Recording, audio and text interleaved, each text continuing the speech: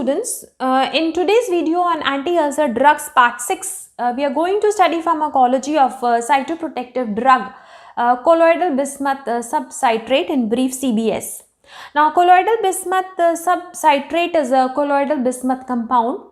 Now in order to understand pathogenesis of peptic ulcer disease, which is very important before studying colloidal bismuth subcitrate, please refer to my video on pathogenesis and symptoms of peptic ulcer disease. Now talking about a mechanism of action of colloidal bismuth subcitrate is not clear, and therefore let's discuss the postulated mode of action of colloidal bismuth subcitrate. First of all, it is a cytoprotective agent as it protects the gastric mucosa.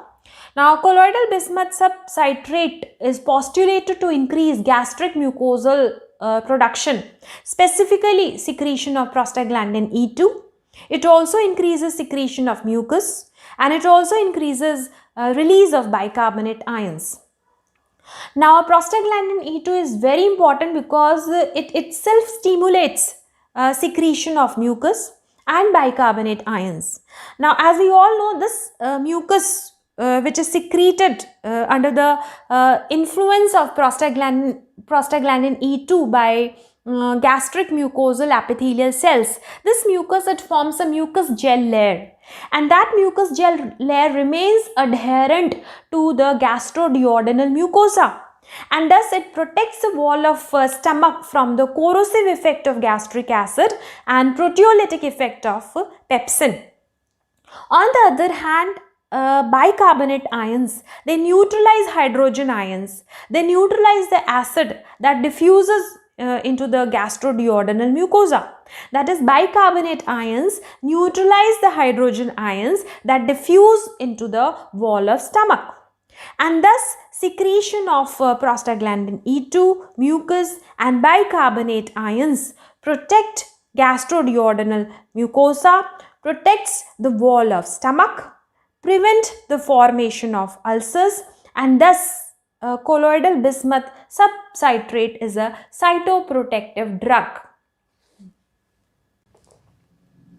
Now apart from this, colloidal bismuth subcitrate precipitates in acidic pH, that is the pH of less than 5, and this precipitate, it forms a coating, it forms a covering over the ulcer bases, and this covering protects the ulcerative tissue from the corrosive effect of acid, proteolytic effect of pepsin, and from the harmful effect of bile.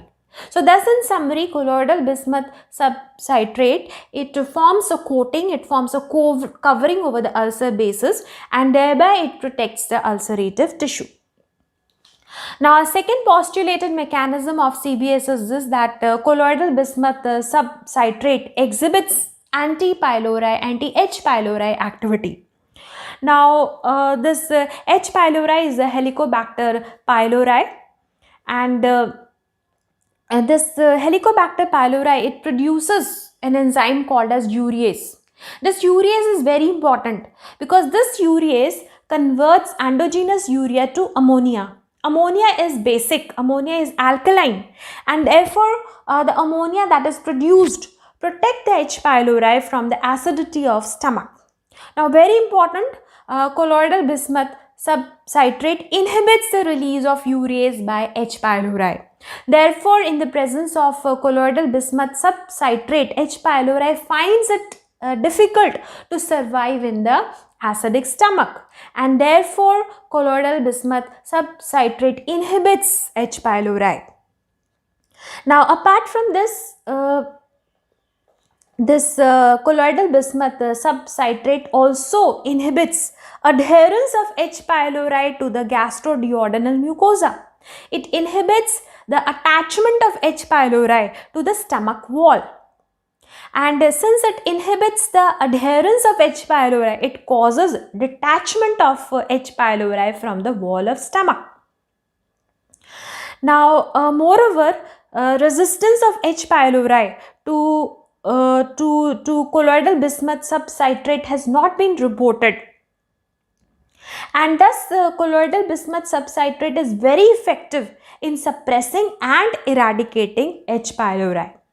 Now as per the literature search, up to 90% of patient of duodenal and gastric ulcer, they are found to test positive for H. pylori, and H. pylori is the basic reason behind the ulcer relapse. Now, colloidal bismuth subcitrate is therefore a component of bismuth containing quadruple therapy for the eradication of H. pylori. Now, for the eradication of H. pylori, there are two types of therapies. One is the first line therapy, that is a standard triple therapy. Other is the secondary therapy, that is used when the first line therapy fails, and that second therapy is a quadruple therapy. Now, this quadruple therapy, it consists of colloidal bismuth subcitrate. Now, coming to the indications of colloidal bismuth subcitrate.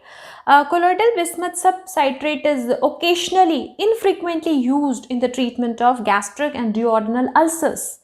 However, colloidal bismuth subcitrate is a component of bismuth containing quadruple therapy for the eradication of H. pylori. Now, it's also occasionally used for gastritis and non-ulcer dyspepsia associated with H. pylori. Now, talking about the dosage regimen of colloidal bismuth subcitrate. Now, a dose schedule is highly inconvenient. Now, 120 milligram colloidal bismuth subcitrate QID, that is has to be administered four times daily, and it should be taken 30 minutes before three major meals, that is 30 minutes before breakfast, lunch and dinner, and at the bedtime for about 4 to 8 weeks. And this dosage regimen leads to poor patient compliance. It produces side effects like diarrhea, headache and dizziness. Now, colloidal bismuth subcitrate exhibits poor patient compliance due to blackening of tongue, blackening of dentures, stool, and as discussed, due to inconvenience of dosage schedule, as it is to be administered 4 times daily, 30 minutes taken 30 minutes before 3 major meals, and also at the bedtime for about 4 to 8 weeks, and therefore it shows poor patient compliance, and therefore it is not used regularly in the treatment of gastric and duodenal ulcers. It is used only occasionally. So, this is in brief on the pharmacology of colloidal bismuth subcitrate. Now, if you find the video useful, kindly like, subscribe and share this video. Please note, information provided in this video is exclusively for students from their examination point of view. Kindly consult your physician for the treatment of ulcer or any other hyperacidity related disorder. Thanks for watching this video.